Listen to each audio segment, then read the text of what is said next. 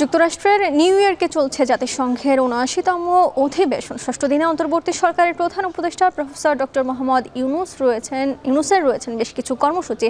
সেসব বিষয়ে জানাতে নিউ ইয়র্ক থেকে যুক্ত হচ্ছেন সহকর্মী মাহমুদ রাকিব। যাচ্ছি তার কাছে। রাকিব, বাংলাদেশ পাকিস্তান সম্পর্ক জোরদারে শেহবাজ শরীফের সঙ্গে কি কি আলাপ হলো ডক্টর মোহাম্মদ ইউনূসের, এবং সেই সাথে জানতে চাই যে আর কি কি কর্মসূচি রয়েছে আজ?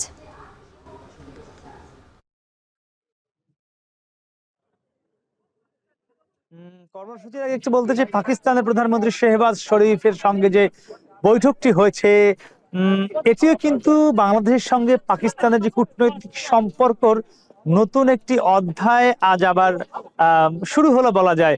পাকিস্তানি প্রধানমন্ত্রী শব্দটিকে বলেছেন নতুন পৃষ্ঠা খোলা হলো বাংলাদেশের সঙ্গে পাকিস্তানি সম্পর্কের। আর বাংলাদেশের অন্তর্বর্তীকালীন সরকারের প্রধান উপদেষ্টা ডক্টর মোহাম্মদ ইউনূস পাকিস্তানের প্রধানমন্ত্রীকে আমন্ত্রণ জানিয়ে বলেছেন যে আবার নতুন করে সার্ককে পুনরুজ্জীবিত করা উচিত। তো মূলত আজকের যে বৈঠকটি ছিল বাংলাদেশ এবং পাকিস্তানের মধ্যে দ্বিপাক্ষিক বৈঠক, এই জাতিসংঘ সাধারণ অধিবেশনে, এখানে এই দুটি ছিল সিগনিফিকেন্ট বিষয়। একটি হলো সার্ক পুনরুজ্জীবিত করা, আরেকটি হলো পাকিস্তান সরকার চাচ্ছে বাংলাদেশের সঙ্গে নতুন করে সম্পর্ক আবার স্থাপন করতে।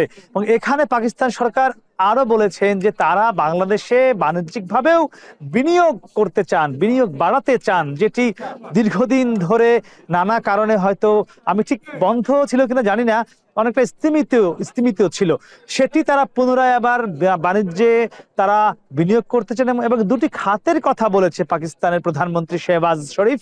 তিনি বলেছেন টেক্সটাইল খাত এবং লেদার বা চামড়া খাত, এই দুটি সেক্টরে পাকিস্তান খুব শিগগিরই বিনিয়োগ করার আগ্রহ প্রকাশ করেছেন ডক্টর মোহাম্মদ ইউনূসের সঙ্গে।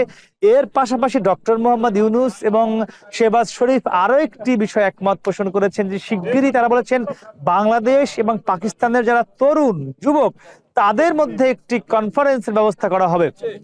সেটি ঠিক কোথায় হবে, পাকিস্তানে হবে না বাংলাদেশ হবে না অন্য কোনো নিরপেক্ষ ভেন্যুতে হবে, সেটি নিয়ে আমরা এখন নিশ্চিত জানতে পারিনি। তবে একটি কনফারেন্সের বিষয়ে দুই দেশের প্রধানই ঐক্যমতে পৌঁছেছে ঠিক বলা যাবে না, একে অন্যকে তাগিদ দিয়েছেন বা আহ্বান জানিয়েছেন।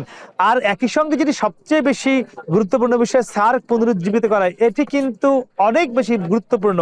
আপনি জানেন যে যদি এই বাংলাদেশ, পাকিস্তান, ভারত, নেপাল, ভুটান, এই যে সার্কভুক্ত দেশগুলো রয়েছে, এটি যদি আবার পুনরুজ্জীবিত করা যায় তাহলে কিন্তু দক্ষিণ এশিয়া যে দেশগুলো রয়েছে তখন কিন্তু সবগুলো দেশ একত্রিত হয়ে একটি শক্তি হিসেবে পৃথিবীতে আবির্ভূত হয়।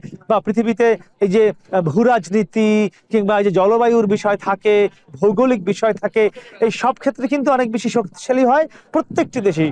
কারণ যখন সার্কের আওতাভুক্ত হয়ে যাবে এটি কিন্তু একটি নতুন আবার একটি মাইলফলক হতে যাচ্ছে যদি এটি পুনরুজ্জীবিত হয়। এবং এক্ষেত্রে যেহেতু দুই দেশই একমত পোষণ করেছে এই সার্কের প্রধান বা অন্যতম যে দুটি দেশ বাংলাদেশ এবং পাকিস্তান, তাহলে কিন্তু এটি অনেক বেশি ইতিবাচক হবে। এবং একটি বিষয় জানিয়ে রাখি, এই বাংলাদেশ এবং পাকিস্তানের সরকার প্রধানের মধ্যে এমন একটি সময় দ্বিপাক্ষিক বৈঠকটি হলো জাতিসংঘ সম্মেলন চলাকালীন সময়, যখন বাংলাদেশ এবং ভারতের সরকার প্রধানের মধ্যে সময় সংক্ষিপ্ততার কারণে বা সময়সূচির হেরফের থাকবার কারণে এই জাতিসংঘ সম্মেলনে বৈঠকটি হলো না, কিন্তু বাংলাদেশ এবং পাকিস্তানের মধ্যে বৈঠকটি কিন্তু হলো। আবার একই সঙ্গে বাংলাদেশ এবং যুক্তরাষ্ট্রের সরকারের মধ্যেও কিন্তু সরকার প্রধানের মধ্যে দ্বিপাক্ষিক বৈঠকটি হয়েছে। আবার ভারত এবং যুক্তরাষ্ট্রের সরকার প্রধানের মধ্যে বৈঠকটি হয়েছে, এবং যেখানে আমরা দেখেছি ভারতের রাষ্ট্রপ্রধান নরেন্দ্র মোদী জো বাইডেনের মাধ্যমে বেশ কিছু মেসেজ বা বেশ কিছু তথ্য কিন্তু তারা বাংলাদেশ সরকারকে দেওয়ার চেষ্টা করেছেন।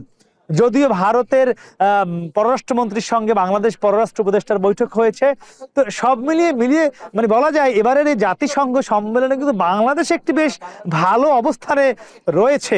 কারণ বাংলাদেশকে মোটামুটি আপনি দেখতে পাচ্ছেন যে অনেক দেশই কিন্তু ব্যাপকভাবে গুরুত্ব দিচ্ছে। পাকিস্তান, আমরা দেখেছি নেপালের সঙ্গে কিছুক্ষণ পরে একটি বৈঠক রয়েছে। এবং যেটি সবচেয়ে সিগনিফিকেন্ট, আজকে যে জো বাইডেনের অভ্যর্থনা রয়েছে, যেটি প্রত্যেক বছর জাতিসংঘ অধিবেশনে থাকে, খুব বেশি করেই ধারণা করা হচ্ছে বা আশা করা হচ্ছে আজকের এই জো বাইডেনের অভ্যর্থনা স্থল অনেকটাই বা আমাদের ডক্টর মোহাম্মদ ইউনূসময় হয়ে উঠতে পারে। বিশ্ব নেতারা আমরা দেখেছি গতকালকে বেশ কয়েকটি অনুষ্ঠান ছিল, যারা বাংলাদেশের বন্ধু, বিশ্বের বিভিন্ন দেশে যারা বাংলাদেশে ব্যবসা করতে চায়, আমরা দেখেছি সেসব অনুষ্ঠানে বিভিন্ন দেশের রাষ্ট্রদূত, হাইকমিশনার, এমনকি রাষ্ট্রপ্রধানরাও ডক্টর ইউনূসের সঙ্গে কিন্তু কথা বলবার জন্য, তার কাছে গিয়ে নানান বিষয়ে আলোচনা করার জন্য উদ্গ্রীব ছিল। তো সব মিলিয়ে আজকে জো বাইডেনের যে রিসেপশনটি রয়েছে সেখানেও অনেকটা ডক্টর মোহাম্মদ ইউনূস গুরুত্ব পাবে বলে আমরা ধারণা করছি। সেটি আমরা নিশ্চয়ই পরবর্তী সংবাদ আপনাকে জানাবো। বর্ণা, আমার কাছে এখন পর্যন্ত এই ছিল সবশেষ। জাতিসংঘের সদর দপ্তর থেকে যুক্ত ছিলেন সহকর্মী মাহমুদ রাকিব।